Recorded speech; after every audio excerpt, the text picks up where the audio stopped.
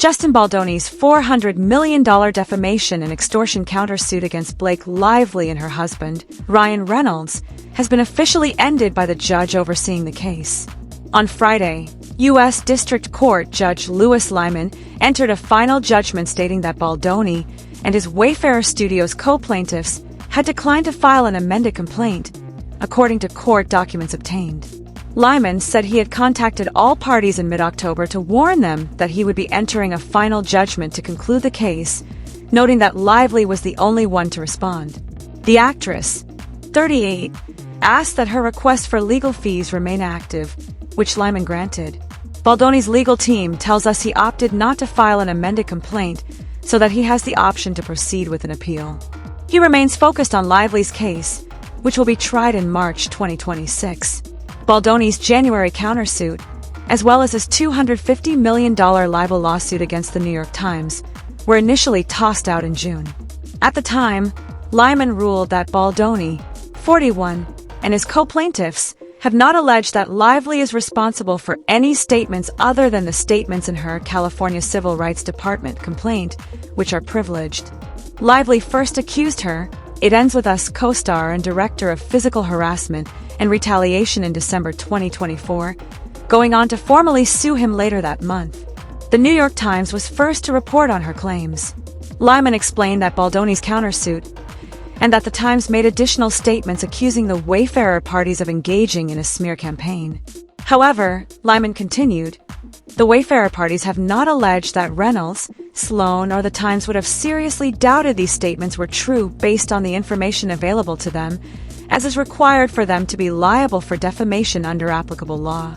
Baldoni has continued to deny Lively's allegations against him, and that wraps up this latest chapter in the high-profile legal saga between Justin Baldoni, Blake Lively, and Ryan Reynolds, a case that's had Hollywood buzzing for months. What started as a behind-the-scenes dispute on the set of It Ends With Us has turned into one of the entertainment industry's most talked-about legal battles, involving defamation, extortion, and now, a final judgment from the court. For now, Judge Louis Lyman's ruling officially brings Baldoni's $400 million countersuit to a close, at least in this phase. The decision came after Baldoni and his team at Wayfarer Studios declined to amend their complaint, signaling a pause, not necessarily an end to the legal fight. By choosing not to file again, Baldoni keeps his right to appeal, meaning this could all find its way back into the courts later on. Blake Lively, on the other hand, responded to the judge's notice and made sure her request for legal fees remained active, something the court granted. Her own case against Baldoni, centered on allegations of physical harassment and retaliation, is still scheduled to go to trial in March 2026.